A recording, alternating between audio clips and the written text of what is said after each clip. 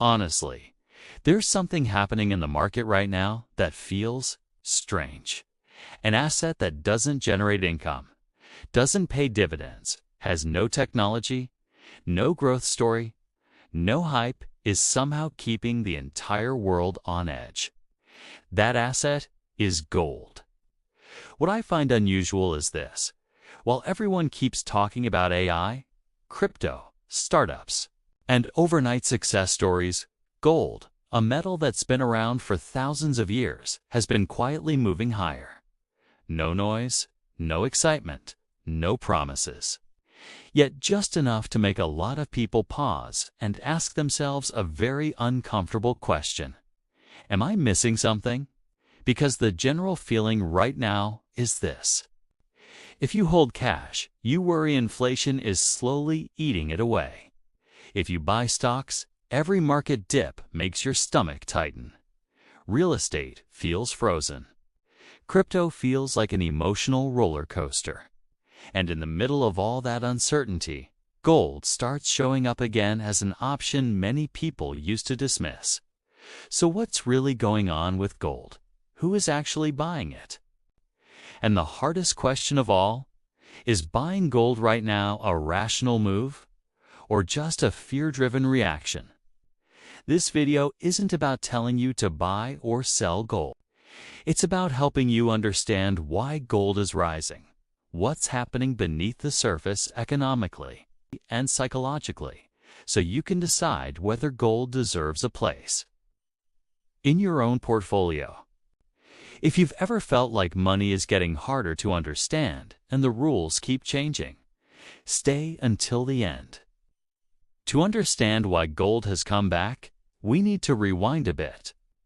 Back to early 2020, when COVID hit, the panic wasn't just about the virus. What really shook people was realizing how fragile the system actually was. Stock markets collapsed, planes were grounded, supply chains broke, and money started being printed at a pace the world had never seen before. Strangely enough, the scariest part wasn't how much the market dropped. It was the feeling that things we once thought were safe could disappear almost overnight. Cash could be diluted. Bonds depended entirely on government promises. Banks limited withdrawals. The modern financial system, something built over centuries, suddenly looked far more fragile than anyone expected. And in that moment, gold stopped being viewed as an investment. It returned to its original role, a refuge when trust breaks down. Gold crossed $2,000 an ounce. People lined up to buy it like a necessity. And for the first time in years, nobody laughed when someone said, "I'm holding gold just in case." Gold didn't become exciting, it became reassuring. But the story didn't end there.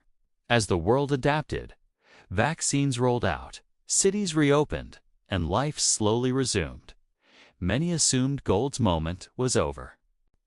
The crisis was behind us. Money would flow back into growth, risk, and opportunity. But something else was quietly building. Inflation, at first, it was subtle. Then it became impossible to ignore. Gas prices rose, food prices climbed, housing became more expensive. The U.S. saw the highest inflation in over 40 years. Europe struggled with energy costs.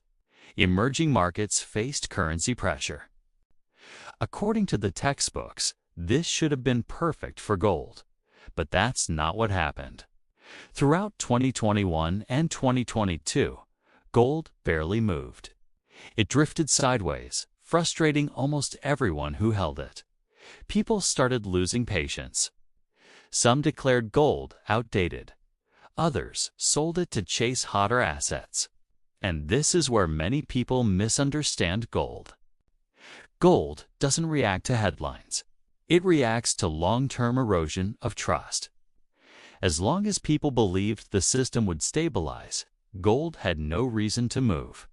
Then came the next chapter. War, Russia, and Ukraine. Rising tensions in the Middle East.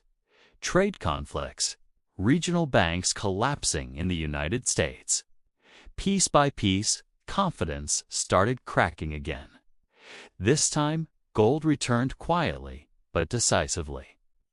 Central banks began buying gold at the fastest pace since World War II. Not to speculate, but to protect, because gold doesn't live on servers. It can't be frozen, doesn't rely on payment systems or political permission. By 2024, gold pushed past $2,600 an ounce, and by then, nobody was laughing anymore. And this is where the story becomes even more interesting. Because gold may have a global price, but the way people experience gold is deeply local. In theory, an ounce of gold costs the same everywhere.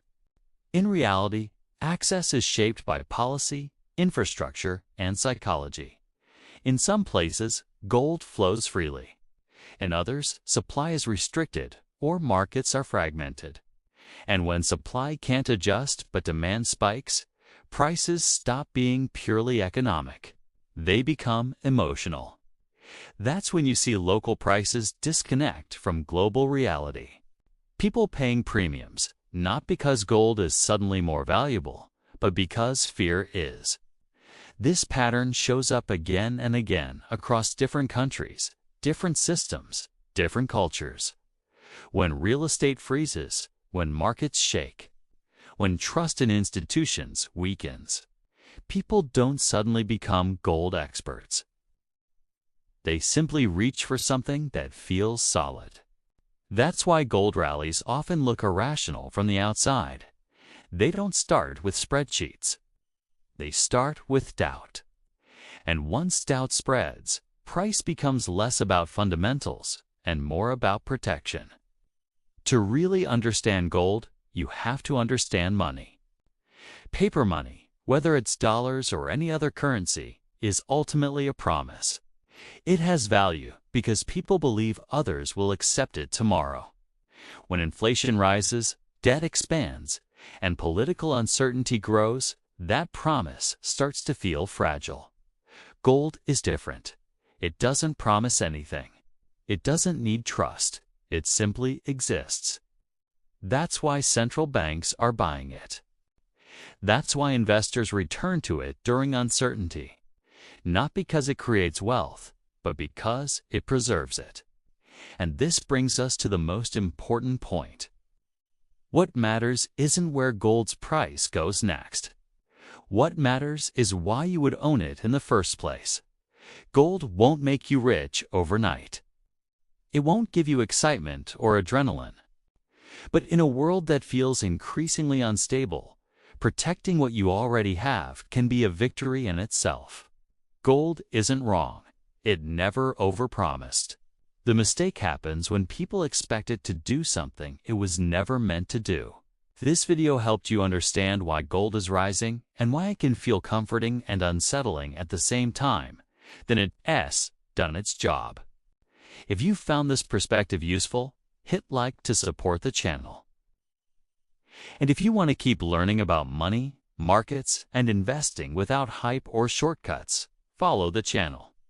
Because in a noisy world, understanding what you're doing with your money might be the most valuable edge you can have. See you in the next video.